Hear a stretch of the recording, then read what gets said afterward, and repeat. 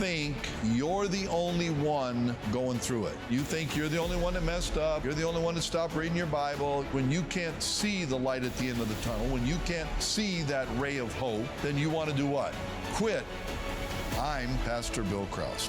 God has used me to help thousands of others. Now I want to help you break through.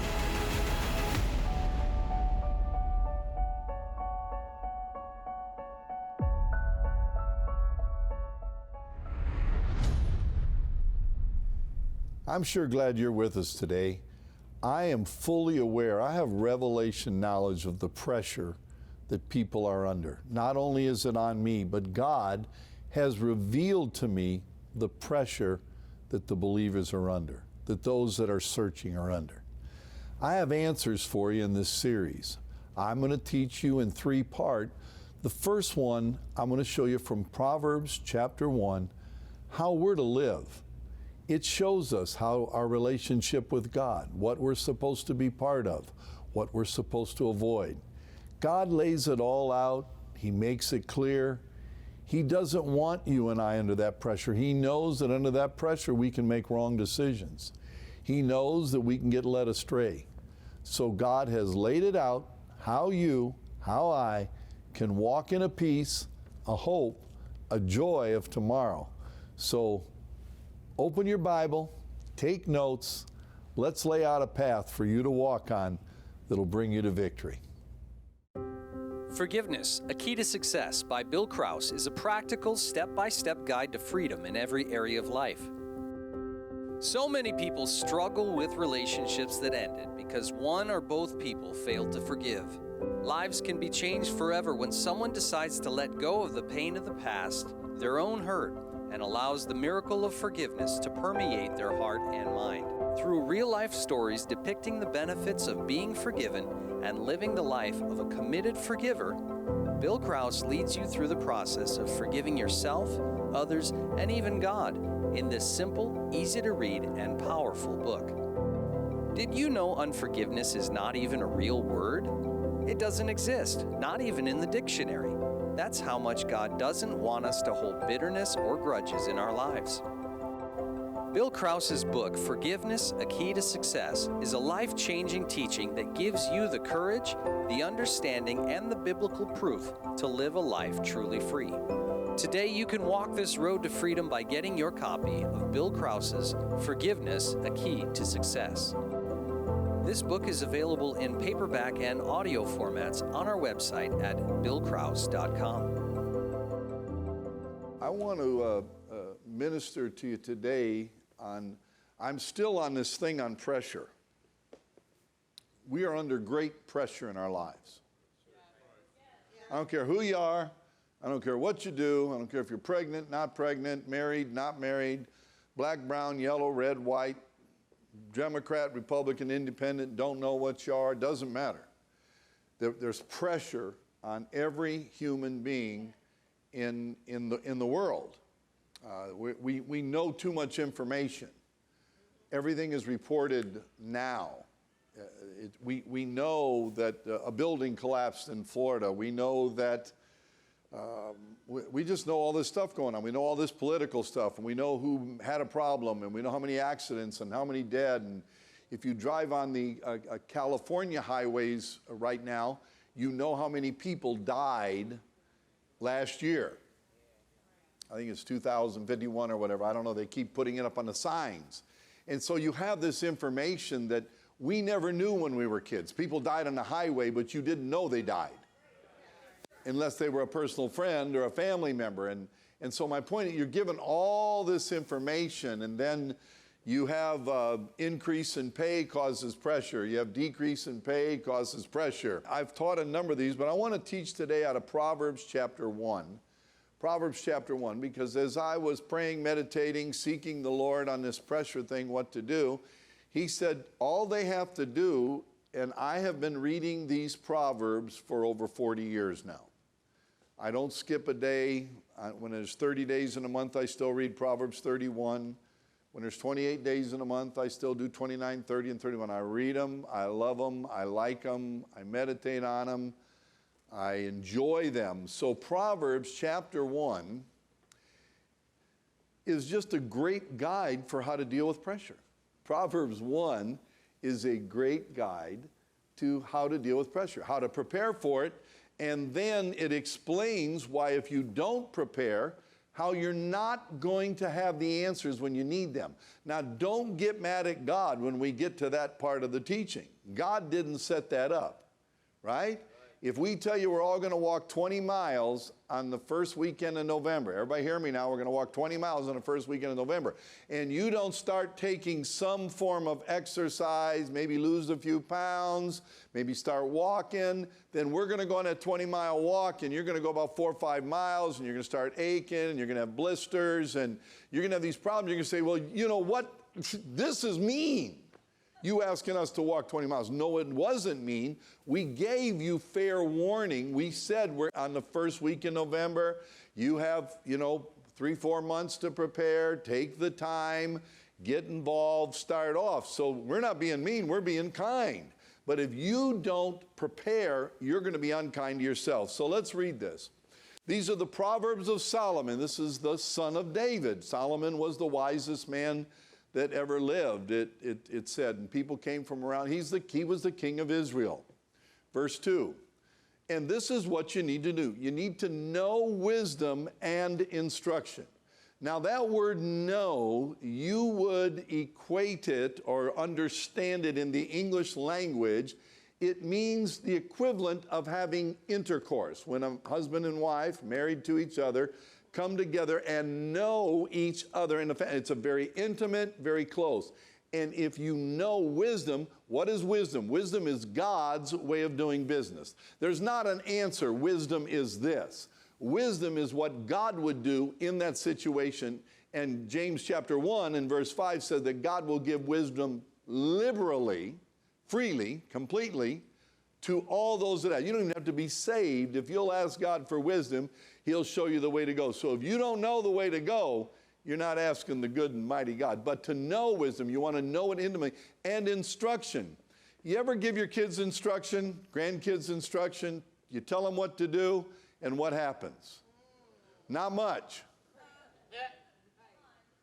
Because you give them an instruction, but they don't know the instruction.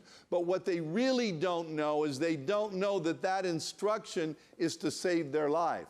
That instruction is to, and it may not be to save their life that day, but to learn to know instruction, to follow it, means that you grow in the grace of God and you come to a pattern of following instruction. So when God says get up and go, you get up and go, and the restaurant blows up that day, you're not there because God said get up and go.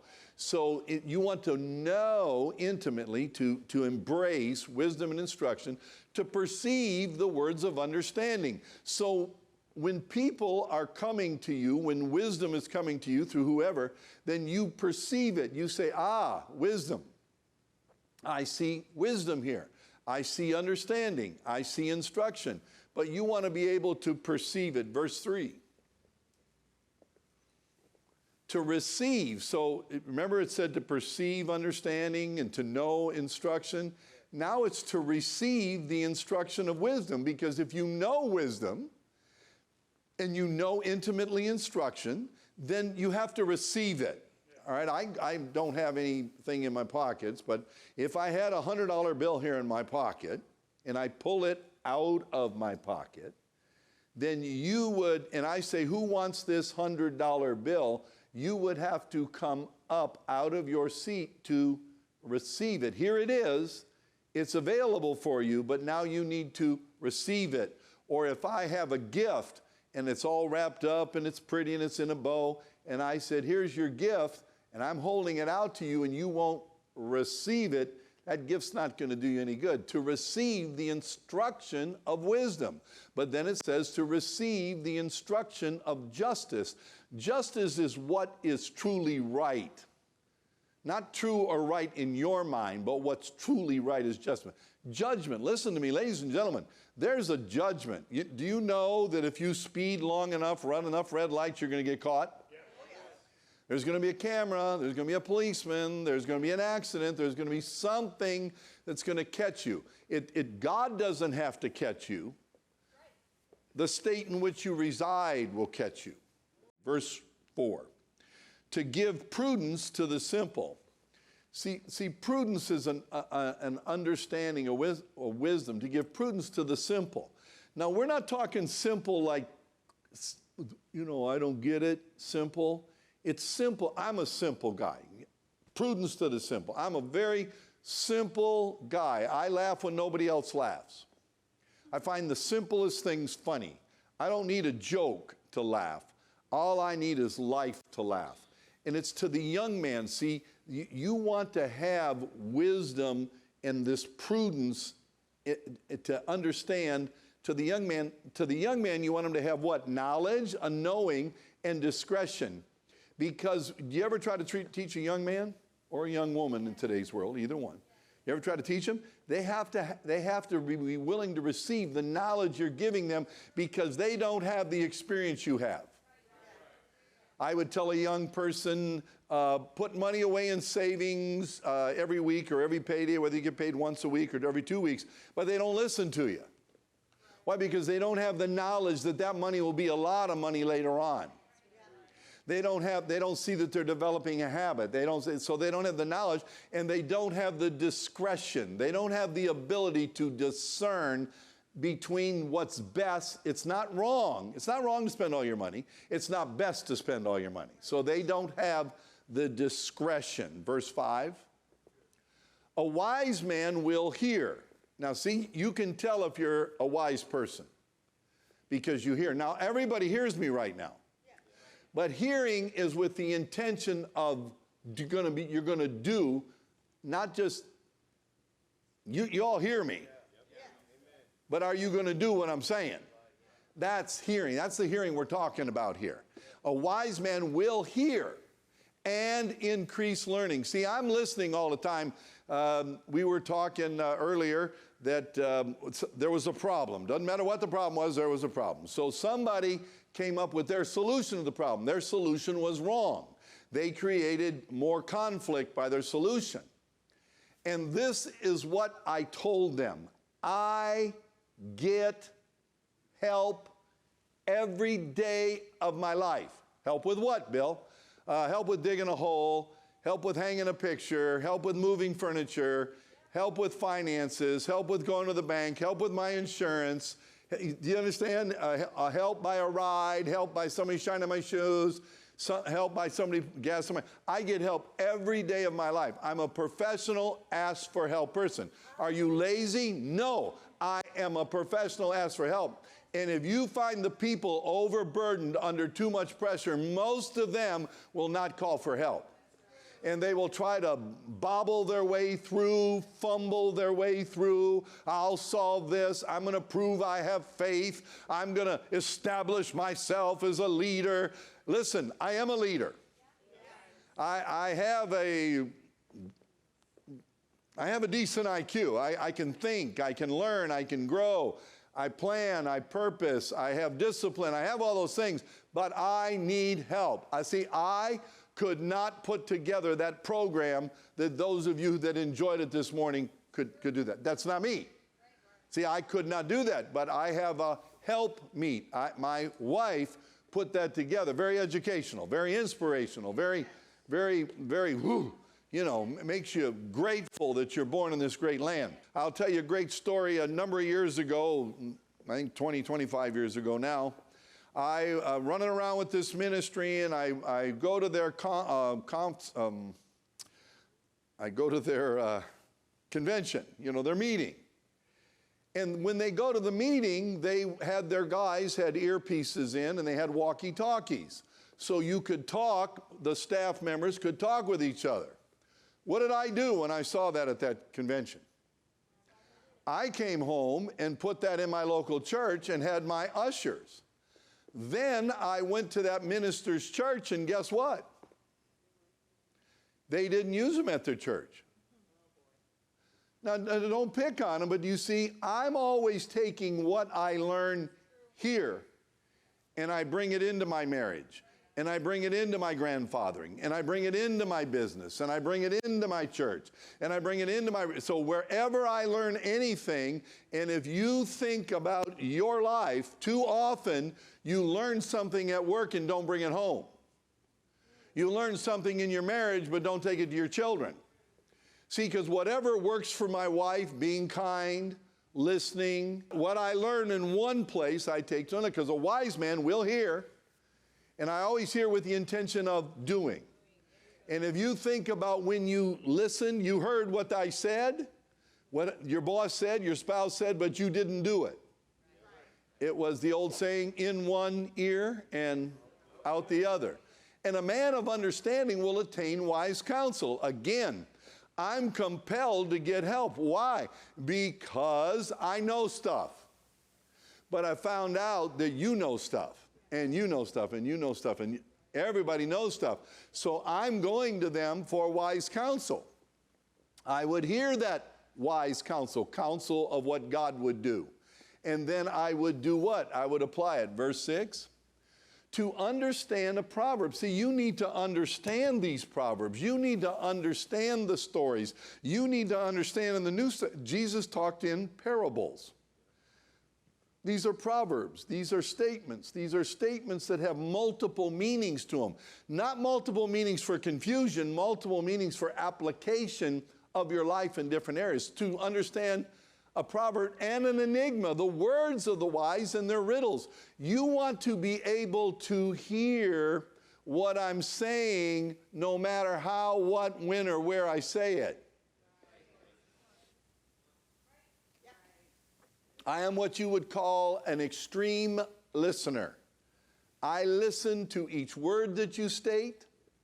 I watch the body language. I listen to the voice inflection. And I also listen to the spirit of what you're saying. And then you're going to get the true meaning. Ever told somebody to do something and they don't do it? Then you go back and you ask them and say, why did you do that? And they'll say, that's what you told me to do. And you can even do that thing where, okay, now what did I say to you? And then they say it back. But what they say back means something different to them than it did to you. To understand a proverb and an enigma, the words of the wise and their riddles. The fear of the Lord. Here it is. This is the ready? This is right here is an important one. The fear of the Lord is the beginning of knowledge. Now, many of you have your a college degree. You have your MBA. Praise the Lord. You have your doctorate. You have these things. But you see, if you don't have the fear of the Lord, you don't even have the beginning of knowledge. You have all this great education, but the stuff that they taught me in school doesn't exist anymore. And by the time you get out of school, that education in the form of knowledge has already changed. But the fear of the Lord. What is the fear of the Lord? The fear of the Lord is not, oh, I'm so afraid of you, God, and don't zap me, and don't break my leg, and don't kill me. No, the fear of the Lord is that I am aware of your presence. Everywhere I go, God, I know you're with me. So when I'm with my wife, I know God's with me. When I'm not with my wife, I know God's with me. Are you hearing what I'm saying? So that I know that I'm not going to get away with anything anywhere because I know that God is with me. You talk different, you act different. I came from a background where the ordained ministers wore special garments. And I found out that when people saw those garments, they acted different. They didn't even have to believe in the position, but they acted different. They talked different.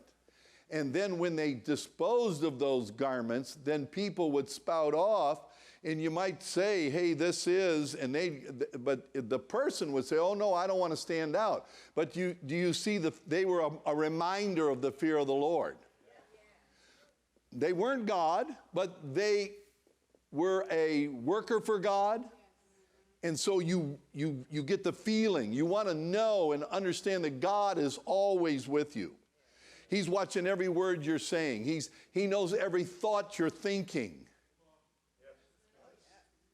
So the fear of the Lord is the beginning. If you really want to get into knowledge, then you have to get into the fear of the Lord. You have to be an awareness of his presence. But fools, aren't you glad you're not a fool? But fools despise wisdom and instruction. You ever try to talk to a kid and you want to tell them how to do it? I'm talking to a kid the other day, and I know how to do this. I said, no, you don't. You think you know how to do it. Let me show you how to do it. And I was able to take a few moments and show them how to do it. And guess what? They got considerably better because they're not trying to be stupid. They're just not smart yet. No, help me out here. And then again, no condemnation. Nobody knows everything. Right? Remember you used to go to a doctor and the doctor took care of everything. Now you go to a doctor and he immediately sends you to another doctor. So you need to be on top of this, and you need to know that the fear of the Lord is the beginning of knowledge, but fools despise wisdom and instruction. So you don't have to respond. You've been quiet so far, so don't respond now. Do you receive wisdom when it's given? There's wisdom comes off the pulpit all the time. There's wisdom that comes from your budget counselor. Wisdom comes from your discipler. Wisdom comes from your boss. Wisdom comes from your parents. Wisdom comes from your spouse. Do you receive that wisdom, or do you reject it and push it away? But fools despise wisdom and instruction. Well, how about instruction? How are you at that? I know there's instruction comes off all the time off this pulpit. Whether it's announcements, whether it's the preacher, whether it's the visiting preacher, whether it's a testimony, wisdom and instruction comes off of this pulpit. Are you a fool? Don't say anything now. Just how you respond tells us if you're a fool, you despise wisdom and instruction. Now here's one of the keys. You need to shun evil. Verse 8, my son, hear the instruction of your father. Wow. And do not forsake the law of your mother. Now you see, the father's given instructions, but the mother is showing the way to do that instruction. Now I know we don't exactly live that way anymore, but it's a good way to live. But you see, my son, first of all, hear the instruction of your father, and do not forsake the law of your mother. For they will be graceful ornaments on your head and chains about your neck. Now listen, I know a lot of people like to wear different hats and braids and things in their hair and their head and chains around their neck, but that's not what it's talking about. It's talking about the glory of God sits upon you. If you'll listen to the father and the mother God gave you. My father was not as mature as I in the things of God, but I listened to him. And because I did, I was graced and blessed because of it. For they will be graceful ornaments on your head and chains about your neck. Ladies and gentlemen, God has a program here. And if you watch the simplicity of it and read it, that's why God wants you to read this every first of the month. You read Proverbs 1. Why? Because it brings you the remembrance that I have to hear, that I'm a fool if wisdom is presented to me and I don't partake of it. Do I want to be a fool? Come on, nobody wants to be a fool. And yet we are a fool if we do not listen to wisdom and we do not listen to instruction. So I would ask you, encourage you, strengthen you to read this every month. I would encourage you to make it a part of your routine. I would encourage you to memorize it, meditate on it, work it into your life, so that this is a process. We're going to continue this, but this is a process. This is the beginning. There's more steps. There's more steps that you go through. But see, it's simple if you follow the guidelines. Do you know that they now have to tell the people, do not put your hands under the mower until it's shut off? No, it's a rule. It's a law now. They have to state that. Why? Because some people couldn't figure out you don't put your hand under a moving mower. Listen, you have wisdom, you have knowledge, you have a God. No matter what your position, no matter what your relationship with God, God gives wisdom liberally to all that ask. So we talked to you about the first verses here. Now I want to get into verse 10 because this is the next phase. That's how to have a relationship with God. That's how to have a relationship with leaders in your life, your mother, your father, your bosses, the people that have been put in authority. Now I'm going to show you the next phase here. It says, my son, if sinners entice you, do not consent. Hello? Wait a minute, I'm talking to somebody. My son, my daughter, my brother, my cousin, my aunt, my uncle, anybody that'll listen, if sinners entice you, do not people ask you from time to time to get involved with things that you get a great big clunk right about here? In your gut, in your spirit, in your born again part? Do you not see? Do not do this. And it says very clearly in this how to avoid pressure. So when sinners, come on, you work with sinners, you have sinners in your neighborhood. Hopefully you're not living with one, but that's another story. Well, there you have it. God's simple plan for your way to live. He laid it out for us in this proverb. It's Proverbs 1. He starts off, for you, for me. How do I live? How do I spend my day? What do I think on? What do I engage in? Listen, you're the greatest thing in God's eyes there is. He died for you. He loves you. He wants you free of this pressure. He wants you to be able to wake up in the morning after a good night's sleep. He wants you to go to bed after a highly productive day. He wants you to live the best life ever. He has made a way, even if there is no way, He's made a way for you. So take the time, maybe even watch this again. Go over your notes. Read that proverb over and over.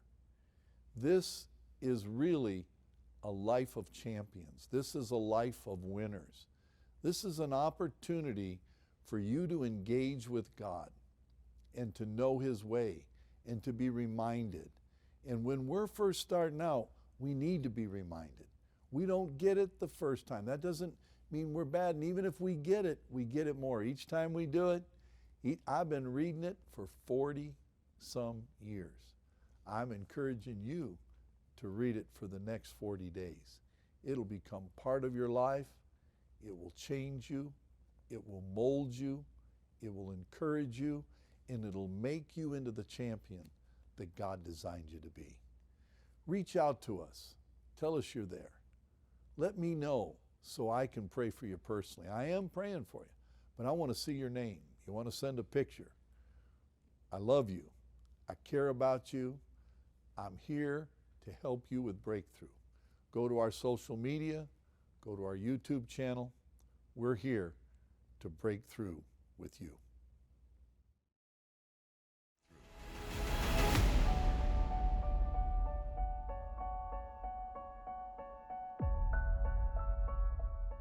Have you ever been frustrated with having the same data in multiple places? Are you tired of searching through Excel spreadsheets for information you need? Are you looking for an easy way to help your team manage your organization's data? Introducing PBID Manager, software designed to simplify your life, give you less stress, eliminate multiple spreadsheets, and put all your data in one place. Let us help you and your team remove the frustration of data management and get back to focusing on what matters most for your organization. PBID Manager. Request your demo today.